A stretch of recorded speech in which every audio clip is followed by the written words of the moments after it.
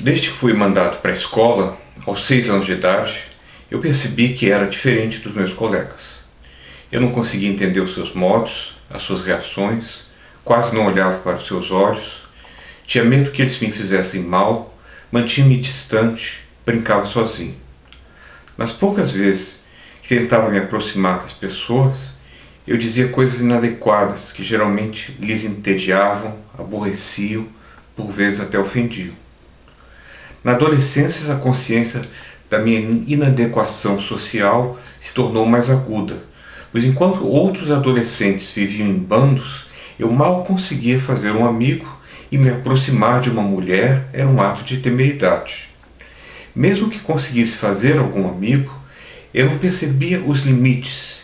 Em breve deixava de respeitar o seu fórum íntimo, dizendo coisas que não deveria dizer, ou dizendo coisas que poderia dizer, mas de maneira mais apropriada.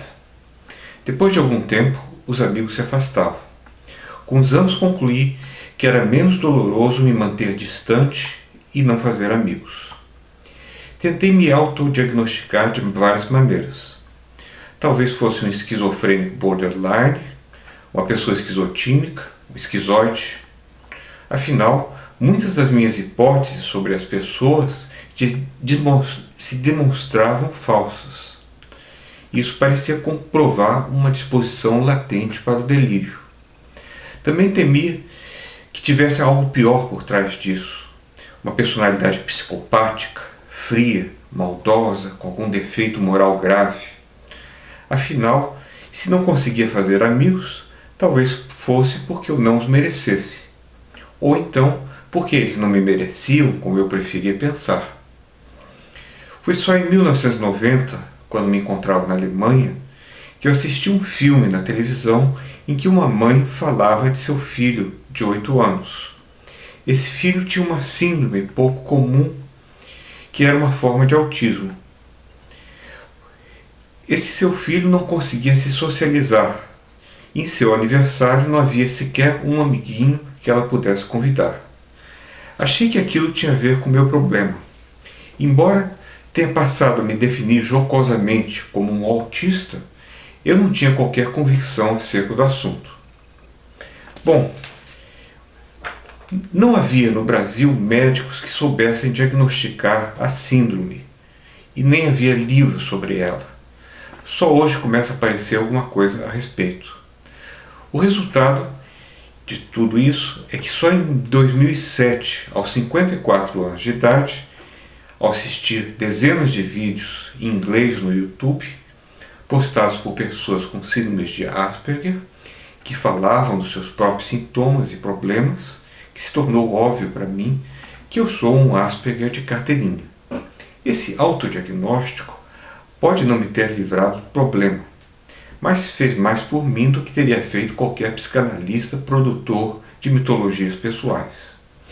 Conhecendo a síndrome, tenho condições de avaliar mais adequadamente as situações, me orientar menos equivocamente nas minhas decisões na vida. Bom, o que é a síndrome de Asperger? Ela é uma deficiência neurológica. Quando pessoas normais observam expressões faciais e gestos de outras pessoas, há descargas neuronais no córtex motor. Mas essas descargas não ocorrem nas pessoas com síndrome de Asperger. A síndrome de Asperger é uma deficiência menor do que a do autismo profundo, em que a pessoa não consegue sequer aprender a linguagem e assim não desenvolve a inteligência. O resultado psicológico dessa deficiência neurológica é que uma pessoa com Asperger não tem a capacidade inata de ler as emoções expressas no comportamento das pessoas. Por causa disso, ela não é capaz de se sintonizar socialmente, não conseguindo realizar o jogo de dar e receber que constitui a base de toda conversação normal. O ESP é caracteristicamente aquela pessoa que só sabe falar sobre o que lhe interessa, não entendendo por que isso não interessa às outras pessoas.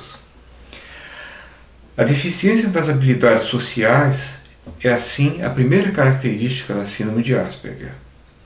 Outra característica marcante é o interesse obsessivo em um assunto qualquer, por exemplo, marca de automóveis.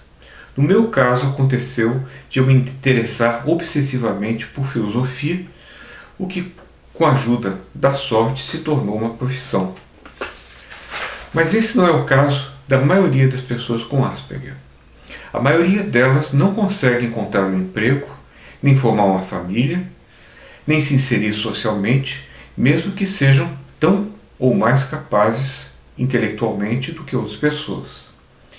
E é comum que a consciência das deficiências sociais, que frequentemente são interpretadas pelos outros como grosseria, insensibilidade, falta de educação, torne essas pessoas fechadas, socialmente esquivas e depressivas. A síndrome de Asperger é inaparente. Tudo que as pessoas que se confrontam com a pessoa com essa síndrome notam é que ela é meio ausente, algo esquisita, meio nerd, faz pouco contato visual.